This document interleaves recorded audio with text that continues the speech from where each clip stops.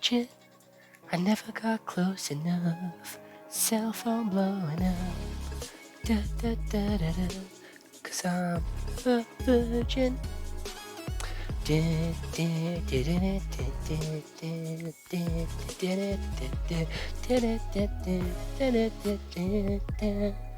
What's poppin', y'all? Welcome back to another YouTube video. And the guy from Fortnite has made his own movie. Yes, you heard that right. The Weeknd has made his own movie, and it stars Jenna Ortega and Barry Keoghan.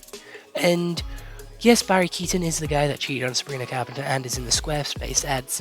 And Jenna Ortega does have the history of being Wednesday in the Scream movies as Tara, and also in Beetlejuice 2, but she's in the Weeknd movie. So these two actors, you know, Barry Keoghan from Saltburn, and also Eternals, the MCU movie.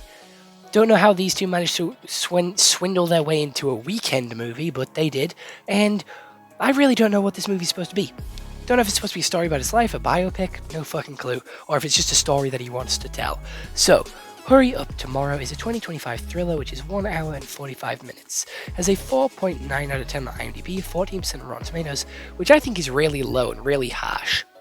Has a 2 out of 5 on Letterboxd, and plagued by insomnia, a musician gets pulled into a nightmarish odyssey with a stranger who begins to unravel the very core of his existence. So, that sounds really deep for what this movie is, but we have The Weeknd playing The Weeknd, so this is a movie about The Weeknd? Don't know. He's a pop singer. However, he's broken up with his ex because he's done something really bad. His ex sent him a voice note, like a message being like, hey, I fucking hate you. Can't believe you've done that. You don't do that to someone you love. If your mum knew what you did, she'd be disappointed in you and she would hate you. The fuck do you do that for? It's fucking grim. You made me feel so small. We're not getting back together. I hate you. So then The Weeknd is sat crying, being really upset, being stressed, trying to call her, trying to text her, being like, hey, I love you, I'm sorry, please come back, I need you. Then we got Barry's character called Lee, who's like, fuck it, you don't need her, dog, you got me, I'm your boy, I'm your brother, you saved me from when we were kids, you got me out of that hole, let's go out on the town. He was doing drugs, they were doing like coke, they were doing the sniff, they were drinking alcohol, they were partying all night, getting with the girls, got in the limo. The Weeknd got a girl in his bed, but then he went off into the bathroom to have a spliff whilst he was writing a new song, and Lee was banging on his door telling him to get out and enjoy the party. We then have him going on stage the next day because, again, he's on tour with his new music, and he doesn't want to go on stage because he goes to the doctor, and the doctor's like, yeah, you have too much stress, it's all in your head, you just gotta, like, rest for a little bit, because, you know, your voice is fucked, and if you keep using it, you keep singing like this, you are going to ruin your voice box, so it is recommended that you take a break. Lee's then like, nah, fam, just lip sync, get on stage, you'll be fine. Then The Weeknd's like, I don't want to lip sync, I don't want to go out there. He starts crying, it's really upset. Barry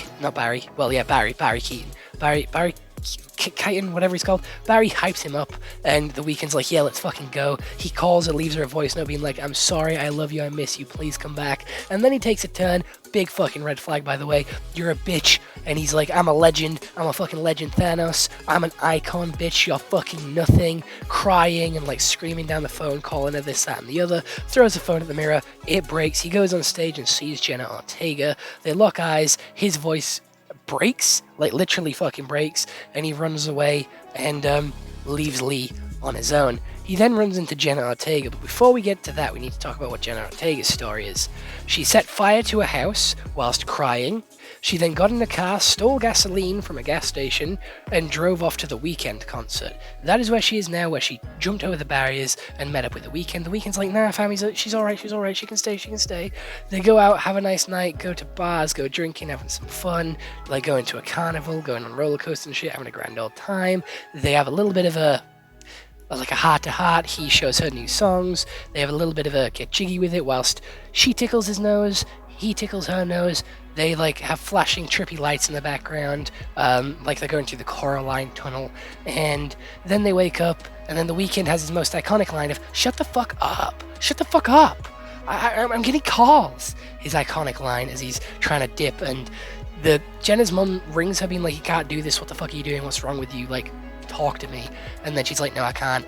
Then she gets really upset that The Weeknd wants to leave and go to Australia, and he's about to dip. She doesn't want it to go because obviously he said, I need you, don't ever leave me. So she fucking hits him over the head, ties him to the bed. Lee comes in, she kills Lee by slitting his throat. She puts on 3 songs of his, has a little bit of a jig, a little bit of a boogie, and tells him like what the songs mean. Then his like head is bleeding out because you can see it slowly spreading across the pillow. He then goes into a trippy like world where there's no one in New York. He leaves the hotel, then comes back in, goes downstairs, sees like a Jenna on the floor turn into a big fucking spider, chase him. Then he wakes back up in the bed. Jenna is then about to set fire to everything. The Weeknd gets out of it and leaves the room, but we don't see Lee's body, we don't see Jenna's body, we don't see any of them, they're just gone. And then he goes back out on stage and continues his tour. That's where the movie ends. I'm going to be honest, very ambiguous ending. I thought Jenna wasn't going to be real. That was my guess throughout this movie, because it does feel like he is having a lot of mental problems, mental like issues because of this girl who he's like desperate for, who he's obsessing over and like has to have in his life. But then once he has her, he treats her like shit. And we've seen that with like the clues that Barry's given us and what Jenna's given us, being like, hey, you don't treat women right. You get them, you love them, but you don't treat them right. You like basically use and abuse them by like going to fuck them and then leaving them, which is really fucking shitty of him to do, but apparently he does it a lot. And again, I don't know why you'd want to link this to your character, because The Weeknd's character in this movie was a massive dickhead. Like, he was a dick to Barry. I'm gonna be honest, he was. I know Barry told him to go on stage, but he's a dick to this girl, and he's also a dick to Jenna as well in this movie by sleeping with her and then just fucking dipping, like basically just using her to get his mind away from like the other girl and to get his mind away from the tour. Like, she was just an excuse, and she was just like a little bit of an escape for him, which she didn't obviously want to be. She wanted to be with him, she wanted to help him, and she wanted to be with him, and she was really weird. I'm gonna be honest. We don't know why she set fire to that house, and because she set fire to that house, and because she set fire to that hotel room, and because she killed Lee, and we didn't see Lee at the end, I thought like she was a figment of his imagination. But then how would he have been tied down? Did he just feel like he was tied down? Was he scared of feeling tied down? Did he feel tied down? Did he feel like attached to this girl, like he was tied down and he was scared of that? I don't know. But I really liked it. I thought it got really interesting when everybody disappeared and he was alone in that world, scared to face this crying girl of Jenna, scared to face this monster, which is obviously the monster in his head and the monster which he's dealing with all the time or trying to just ignore. And red flag from Jenna was when she switched up really fucking quick. She was crying because her mum called, and then when The Weeknd says, are you okay? She looks at him, stops crying, and says, why are you looking at me like that? Why are you looking at me like you're scared? Why are you looking at me like that? Why are you doing this? That switch up right there, red flag number 1. Actually, red flag number 2. Red flag number 3, she burnt a building down, she hopped over the barrier to get to you, and she said this, she felt like her song was about her. She felt like the song that you just showed her was about her. Really fucking weird, massive red flags, not gonna lie. But I don't get the message of this movie, I'm gonna be honest. I just feel like The Weeknd wanted to stroke his ego and talk about like the deeper meanings behind his songs with this movie. His acting wasn't terrible, I'm gonna be honest. The only terrible acting bit I got was when he was like, shut the fuck up, shut the fuck up, I'm getting calls. That is like the worst bit of acting he has ever done in this movie. The rest of it I thought was quite good, when he was crying in the bathtub, when he was arguing with like Lee. I thought they were like decent like acting skills.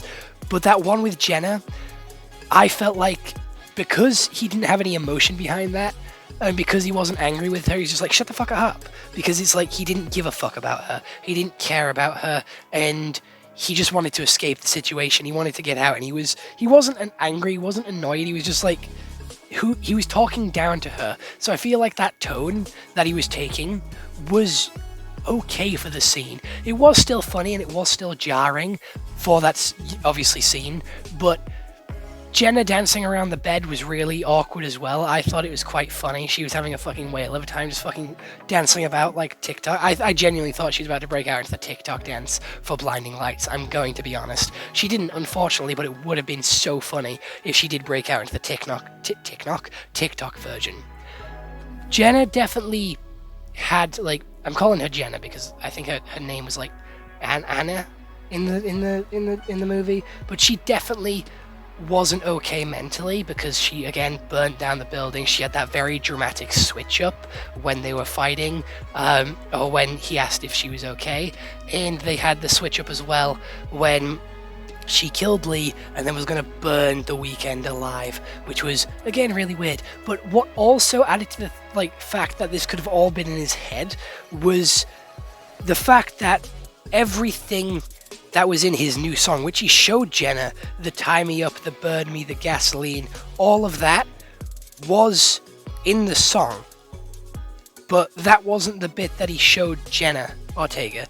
It was just a random bit. So was, like, Jenna Ortega a fiction of his imagination? Was she like a character that he created to sort of fit this song narrative of his? I don't know. I'm probably deeping way too deep into this movie, but visually, I quite liked it. I thought it was a decent movie. I'm not saying it's brilliant, I'm not saying it's the best, but I'm going to give it a solid 5 out of 10. I think it's a solid mid-movie. It's a watchable movie, and to be fair, it had me on the edge of my seat when everybody disappeared because I was excited to work out what was going on. But it is another one of those movies which does leave the ending up to interpretation. So it's up to you whether Jenna is real or not. It's up to you whether Lee is dead, and it's up to you to interpret what that experience was for him, and if he actually did burn down the hotel room, and if he is now feeling a lot better about himself and feeling okay because he was honest and got his feelings out, which is what a lot of musicians do. They get their feelings out in the form of song. But other than that, I'll leave you to interpret, and I'll see you all next one. Hope you all have an excellent day, and goodbye. Stay home and stay safe.